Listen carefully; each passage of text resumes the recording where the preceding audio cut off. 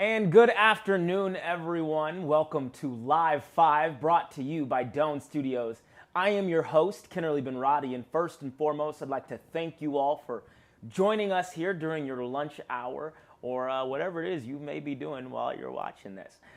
First and foremost, I'd like to just go ahead and say, we are taking all precautions necessary amidst the COVID-19 pandemic. All of our crew here have masks on. We don't have masks on set because you wouldn't be able to hear me or see my wonderful smile. So you're welcome for that. Now, today's episode, we're going to actually be talking to some current students. They're going to give you some perspective on kind of what the day-to-day is like, kind of who they are. And of course, we will ask them our Live 5 questions. So without much further ado, hey guys, how you doing today? Good. You? Yeah, I'm doing amazing. Yeah, just checked. So, you guys are on the show. Why don't you go ahead and introduce yourselves, tell us your names, a little bit about you, where you're from. Let's give them that good old Doane intro that everyone's so familiar with. Classic. Alrighty, so my name is Delgadillo. I am a junior here at Doane. I'm studying mechanical engineering. I'm from San Diego, California. I play soccer here. I'm involved in Greek life. I work in admissions, and that's just a little bit about myself. I'm Erin Benal. I'm also a junior from Lincoln, Nebraska. I'm studying history and political science with a minor in creative writing. I'm part of Greek life as well. I'm a theater scholarship kid, and then I have a few different jobs here and there around campus. Awesome. So we have a out-of-stater, as we like to call them. I was an out-of-stater as well. Then we have a good old Lincolnite right here. What high school did you go to? Pius X. Pius, all right. Good old Pius. All our Pius alums out there. Give her a whoop whoop, you know what I'm saying? All right, guys. So let's go ahead and talk about some things. So each of you, why'd you choose Doane? Out of all the schools you could have came to, what was it about Doane that kind of just made you say, I'm gonna give it a shot? Well, for me, it was mostly me trying to figure out what I wanted to do with my life, what I wanted to major in. I had a few ideas of the things I was interested in, but not a solid idea. And when I visited Doane, I ended up wanting to come here because the professors and the faculty and everyone that I had met was very determined to help me figure out what I was passionate about and help narrow my ideas down to what I actually want to do with my life. And I knew if I had gone to other schools that I was looking at, it wouldn't have been the same case at all. Right. So I've been playing soccer my entire life, and I was just kind of looking for a place to play soccer and continue following my passion. I came here to Doane, and when I met the team, when I met the coaches, the staff, and everyone was just so wonderful. And then I spent my time on campus just walking around and touring, and it's a place that I've never had the same experience in life. Right. So, and I think you can, go ahead, Phil, to dive a little bit more, because, I know what you mean when you say it's a place like you totally didn't expect to experience coming from San Diego, right? I remember my first time on campus coming from Virginia. It was like, a place like this exists. Like, it's, go ahead, what is that feeling like to just walk on campus, especially, in the fall, So I actually came on it was a winter trip. Oh, wow. So I had to experience the snow for the first time. Wow. But yeah, no, coming from a place where it's just, heavily populated to a town like Crete where it's really not as many people. Right. I came here, and the experience I felt with talking with people from the community or talking with the professors, it felt like a home away from home. It felt like I actually fit somewhere, Right. And walking throughout campus, it was breathtaking to find such like a forest habitat area in the middle of Nebraska, where it's the Midwest. Yeah, definitely. It is are we an arboretum? Are we a conservatory? I think we're both. We're a wildlife refuge. We're an arboretum. It's beautiful, 300 scenic acres. If you're a prospective student, go ahead, write this down. If you're coming here in the fall, home away from home, okay, and write this down. Follow your passion, right? That's what we're all here to figure that out. We'll come back to that in a minute. So are you guys, what all are you involved in? You mentioned soccer, theater. Kind of give us a rundown. What else are you involved in? Well, I'm in theater. I mostly work on the tech side of stuff, but I have friends that are actors everywhere, theater majors, everything. I work for the IT program, so it's a student worker program where you get to sit at the desk and help people with their technology problems. Nice. Yes. That one was honestly really fun because you know nothing about computers going into the job, and then you work there and you're like, I can do everything. Yep. I got this job. I'm also working for the archives this year for the library department, and then I work for admissions, obviously. Yeah. I think that's everything I do pretty much. Greek life, I'm part of Phi Sigma Tau. This will be my second full year, so like 2.5 years with sorority, and yeah, it's a great time. Awesome. 10 out of 10. That's awesome. So soccer, I'm a goalkeeper here for the men's soccer team. I guess that's much for that. Yeah. But I'm also, like I said earlier, I'm involved in Greek life. I'm in the Delta Kappa Pi fraternity, and I've also been for 2.5 years, more or less. I work in admissions. You know, we're the ones handling all the new prospective students. Yeah. Just touring a lot of people on campus. We're the ones that are actually giving that first welcome to each student that comes on campus. I'm involved in a lot of other clubs on campus. I know I'm a mentor for the directions program here on campus. So all the new students that come into the directions program, I'm one of the students that helps them kind of show them their path and like guide them throughout their experience here at Doane. Oh. I think that's it. There you go. Hey, Doane's a place where you know, you can get involved in a lot. I mean, the IT help desk, that was my first on-campus job. I remember that. Thank God for AJ coming and teaching how to really fix the computers and stuff. And you know, that's awesome. You know, it seems like you guys are involved in a lot. So why don't we go ahead? You know, let's get into the day-to-day. What is the day-to-day like of being a Doane student with all you're involved in, class, social aspects? I mean, it's pretty busy, is it not? Oh, for sure. I think everyone has their own kind of schedule that you figure out, especially based off of your major, because I know we do not have the same schedule by any means at all. Right. So mine is usually getting up around 8 or 9, depending on when my first class is, making sure I get coffee because Need it. you gotta power through. Need it. You gotta get through that. Coffee, breakfast, I always try to eat something because once you go to your classes, if you haven't eaten, you're gonna be focusing on that until lunch. Oh, yeah. And most of my classes are like 9 to 12, and then I do my work after lunch, and then after I get done with all of my jobs on campus, then I go sit in the library until I finish all of my homework for the day. Yeah. And figuring out social life is always going to be a little bit difficult because your friends obviously all have different schedules. Right. But one thing that I found that my friends and I work really well with is, one, we either live together. So like I'm friends with a lot of people outside of my sorority, so I don't see them as often as I see the people in my sorority. And so we live together to make sure that we at least see each other maybe once a week. Again, because our schedules are so different. And then my friends that I don't live with, we make sure to study together at least once a week. Yeah. In the library, in Perry if it's open, or when it's really nice outside, Castle is a great study space. Yeah. So it definitely depends on what your major is, and Right. then also your activities, because I don't have the struggle of being an athlete, Yeah. which is a whole nother ballgame Right. for all of you. Right. I know your major because I was your major, and you know, Tim he gives some pretty lengthy papers and some dense readings, and you know, and if you do not set time aside to take care of your homework as a political science major, you walk into class feeling a little bit dumb. And then he can tell, and he points at you Oh, and goes, yeah. what were we talking about? And you're like, oh, Congress? I think. So what's your day-to-day? You have the athlete perspective. I have the athlete perspective, yeah. You got to throw practice and workouts and games and travel. So what does that kind of look like for you? So during the week, basically, I know with my schedule, since I'm a mechanical engineering major, I wake up around 7, 8 o'clock in the morning, depending what time my classes are. Then I'll have a few classes up until noon. Then I'll work from like 1 to 3 or whatever the schedule is. Yeah. And then I'll have the rest of the classes throughout the day, so I'll maybe end up around 4. And then practice doesn't start till like 4, 4:30, 4:45, depending on when that starts. So I have all that, you know, busy time, powering through the whole entire day. Then usually I set a time during the night or the evening so I can go and do homework and study. And then, you know, with social life, it's really, during the season you don't have a social life where you're just focusing on your sport and your school and just making sure that you're passing all your classes. Then on the weekends too, you sometimes don't have weekends off because we'll have practices and we'll have games on the weekends as well. But I mean, during season, it's a lot more busy. Yeah. And then off season is when, we're fitting in our schedules where we can go and practice and go lift. But we won't have as many games. Right. So I guess you could say during season, it's a lot more busy. And then off season is once we get a lot more, time to relax. And then so that social life as well.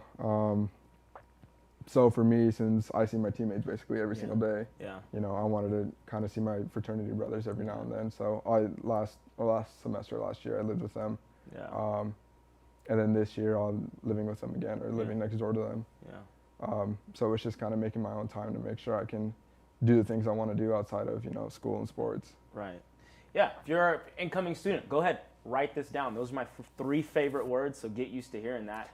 Responsibility, okay? And then this is a huge one, time management. Would you both agree? I mean, there's some responsibility in there because no one's here to hold your hand and say, hey, I'm sorry, Erin, that you stayed up all night and didn't get this done, right? There's going to be some time management you have to deal with. It's great you guys are getting up, waking up on time, getting your schedules going. It's important, right? Balance, right? And I know, we had Nurse Kelly and Rachel on our first episode kind of talking about student health and wellness and the 9 dimensions. And it sounds like there's some resources there to help you guys understand balance as well. So kind of moving on, like let's look at the majors, the school side, right? The reason why we're all here. Okay, so what kind of why did you choose your major, and then what is the education like within that major? Okay, so in high school I did speech, and my event was extemporaneous. Yes, for those that are not speech kids, the event is completely surrounding world events. It's politics. It's the history of what's happening in different countries, and it's everything compiled into a 6-minute speech. And that really opened my eyes up to what I was interested, which is history and how do things function? How did we get to the places that we are? And then that second question of, well, how do we make things better? How do we fix the problems that we are currently living in? And I'm not a math or science person. You ask me anything about math or science and I freeze. So I chose history and political science because, 1, I love reading. 1, I love the history and understanding where we're coming from and what motivates people within society. And so after taking my first history class with Brandy, which is an American history class, if you get the opportunity, you should all take it. Yeah, it's a good class. It's a great class. It's a good class. She really helped me understand that history was what I was passionate about, and that my style of thinking is taking history and then changing what happened in the past and using that as like a model for what we can do next. And so that's kind of why I chose those 2 majors. In those majors themselves, it's a lot of reading, it's a lot of papers, and it's a lot of analysis. It's a lot of sitting down and seeing, well, this happened, but hypothetically, what would happen if this was in place? Or like, what happened if this person? And Brandy would hate that analysis. She's like, you can't change history. You can't even think about that. But that's kind of where the political science comes into play. I feel political science is looking at the governments in place and then seeing, okay, well, what if we change something? Like, what if we have this government or this economic system in place and we change this one thing? How's that going to change everything else? And so I really think our professors, and especially Tim and Nick Vaccaro, all of them, really, they give you the history and they give you the information. They're like, okay, figure it out. Like, we can only give you so much for it, but the major and the style that they teach is you need to take what we give you and then adjust it for what you want to do with your papers and your thought process. Not telling you what to think, but teaching you how to think. And exactly. Then now tell me why you think that way, right? Good. One question for you. Have you taken political thought yet? No, not yet. I think it's for it'll be spring semester when I take it. It will wreck your work. I'm just letting you know everything you think you know about politics. Out the window? Out. Throw it out. Go ahead and throw it out. Because you're gonna. That class gave me a rooted foundation in political philosophy. Like, okay, this is why I believe the way I believed. And it's like, never mind. Like, just wait. It's a fun class. Oh, great. I highly recommend. No, it's really fun. You'll enjoy it. I love it. It was my favorite class of all time.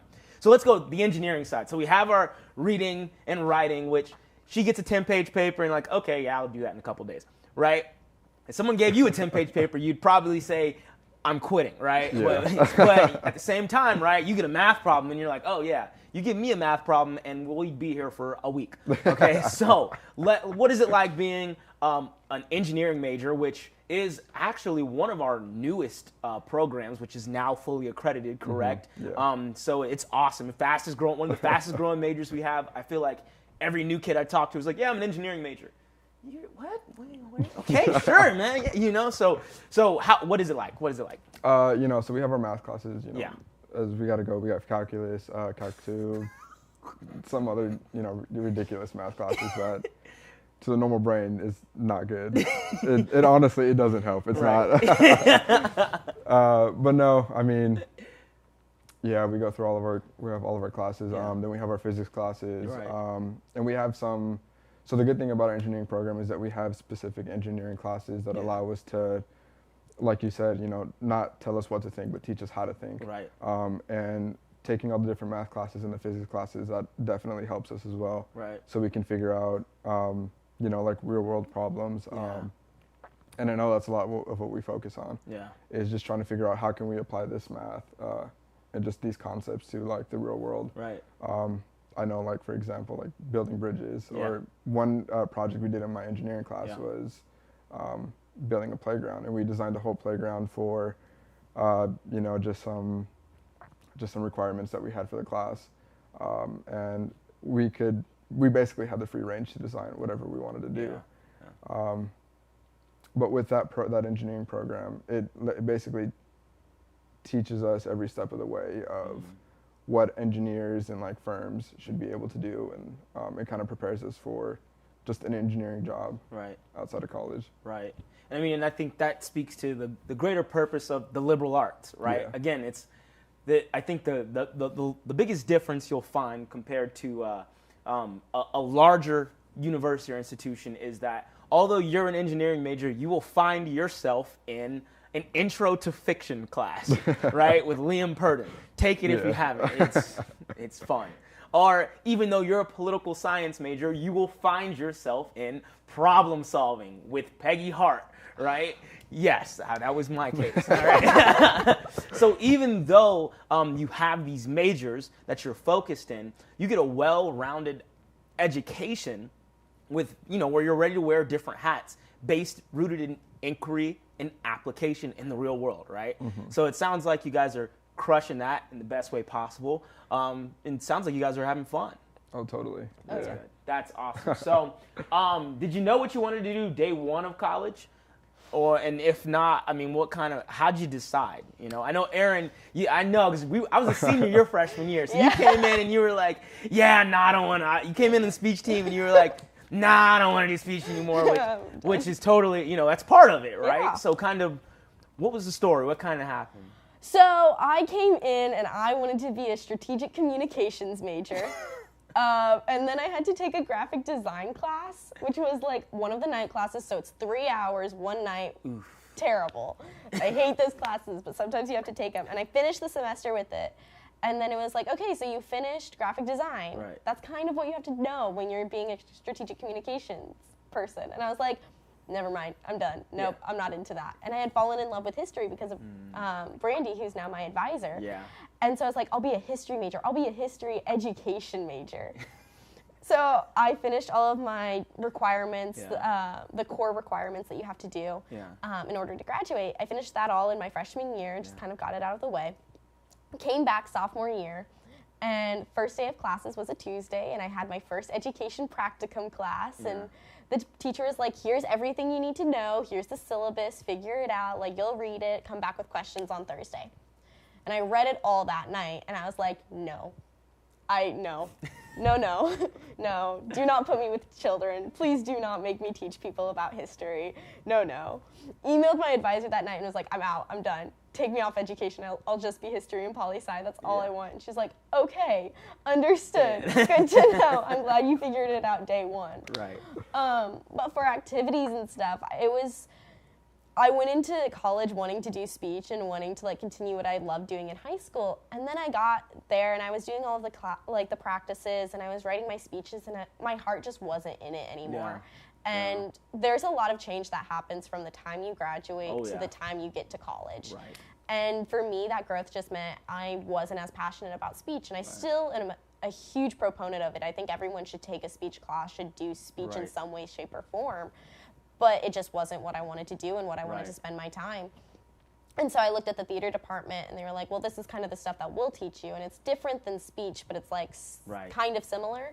And it was like the style that I needed, as well as like the time commitment that I could commit to my activity and still keep my scholarship and everything.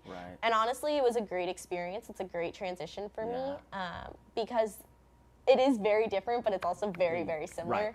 And I still see the speech people all the time because you're in the same building, and it's like they'll be doing work, and it's like, there you are. How's it going? Hi, Nathaniel. See him walking across campus. Yeah, good old scruffy red beard. Good old Nathaniel. So I kind of have a similar story where I came in, I didn't really know what I wanted to do day one. And I threw myself in health and human performance because I wanted to do physical therapy. I thought I wanted to do physical therapy. So you took a kinesiology class. Right? Luckily, I didn't have to go to that. But I spent my first and second semester here, going through health and human performance. And after my second semester, I'd realized that it didn't fit for me, and it wasn't what I wanted to do. And before I came here, I was actually thinking about going into engineering. So I said, why not give it a shot my third semester here, or beginning of sophomore year. So I came in, started taking all the math classes again, and started getting back into all the physics and all these other classes. And I was like, this is where I need to be. I finally found, I guess you could say, a place where I felt comfortable and I felt I can excel in. And luckily, so far that's been the case. Well, that's great. I know when I was a freshman, I had my major picked before I even showed up. I was like, nope, this is what I'm majoring in, not second guessing a thing. I'm not a big second guesser.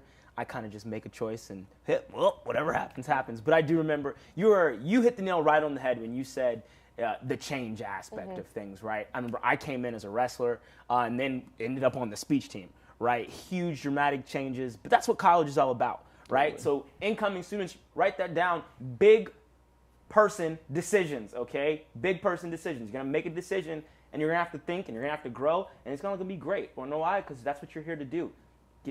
Follow your passions and find them. All right, so here we are. Any of you got a goal after college? This is the big scary one. Everyone's like, I don't know what I'm going to do. You don't have to have it figured out, but maybe you do. You have an idea? Hopefully, I want to go to law school and end up coming back to Nebraska after going to law school out of state and work for the corrections department. Here in Nebraska, we have a really big problem with our corrections department. I think we're like on the verge of getting sued by the ACLU. Just because of prison overcrowding. It's not great.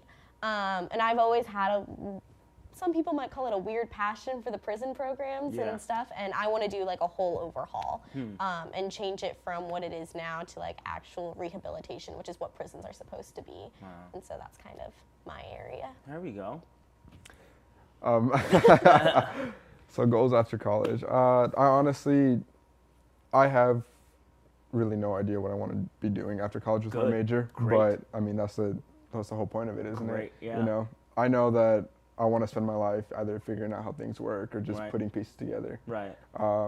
And if that's either with mechanical stuff with cars, or if it's with just anything electronic, or trying to figure out how lights work and stuff like that. Just the whole concept of just trying to figure out how something works is very interesting to me, and I want to kind of tailor myself to go towards that way. Well, if I could give you both any advice, you both are rising seniors, right? We're both juniors. Juniors. Wow. Okay, good. You have time, first off. Second, just follow your passion, all right? Wherever your heart leads. If you got to sleep on the couch, sleep on the couch, all right? If you got it, but as long as you're chasing what your heart's after, you will always gain the reward you're supposed to gain, all right? And put people first. That's all that really matters. People come out here like, I don't have a job. None of that matters, all right? Because guess what? If you go with where your heart leads, the rest will take care of itself, all right? That's called faith, all right? Faith the size of a mustard seed will always, that's a whole different thing. All right, now, the Live 5, all right? The way the crew is shaking that, I think it's probably been time for Live 5 like 15 minutes ago. But that's okay, because guess what? Who cares? All right, now, knowing what you know now, since starting college, what advice would you give to yourself? Question more. Advice I would tell to my senior, my high school self would just be trust in what you want to do, and don't be scared to branch off into other, different subjects or into different just topics, because you never know what you can find out. You never know what you can learn. You never know what you can adapt yourself with. You never know how you can grow. There you go. Erin? Calm down. Your life is not decided in high school. Boom. Pin, mic drop. Right there. Boom, right there. So, question 2. All right? What everyone is on the edge of their seat wondering about. First, what is stop day?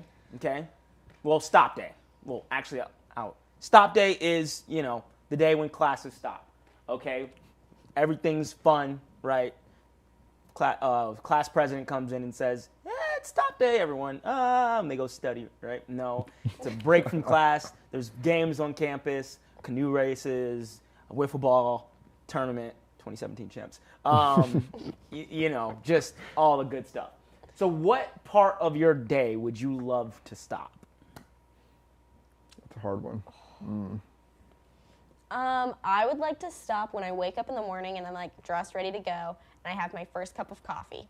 That is the time I would just like to stop and just enjoy it. Yeah, I would say just enjoy the peace and like calmness of, I guess, some of the free time that I get, just so I'm not stressed out with, school, sports, or just whatever's going on in life. I never seem to, I don't know, stress. I don't know what that is, guys. You just kind of just go, and just let it happen. What is the worst excuse? Question 3. What is the worst excuse you've heard from another student? And I know you guys have heard some good ones. You may have given a couple good ones. I've got one, but it's not from Doane. Like, one of my coworkers goes to UNL, and one of her friends used the excuse of she thought she might be pregnant when she wasn't to get out of an exam. That's great. It worked, I guess, but like... I think I might be pregnant. I can't take this exam. It's like a psych test. That is great. That's content right there. That's great. I guess I heard someone thought they had mono. And they went up to the professor. I don't even know if they went up to the professor. I think they just emailed the professor.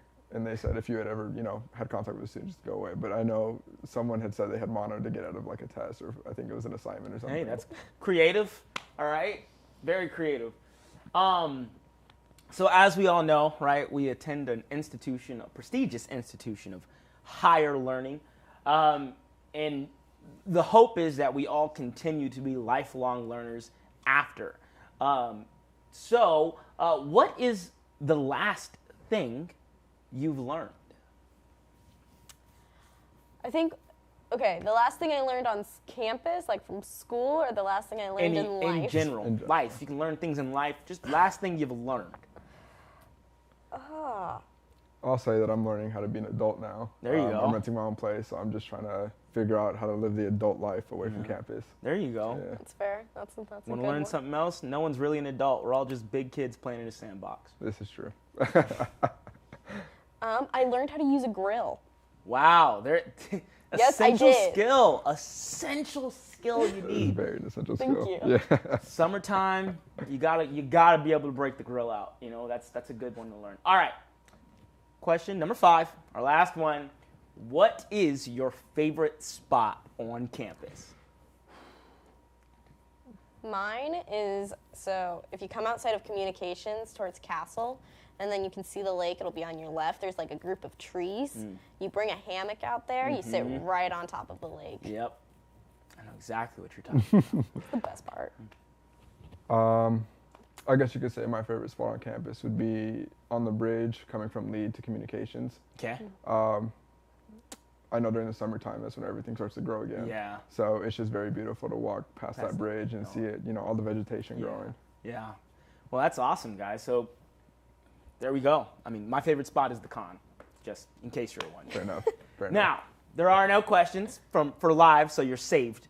There's no live questions. But that's all we have today, So, guys, I want to thank you all for coming on the show.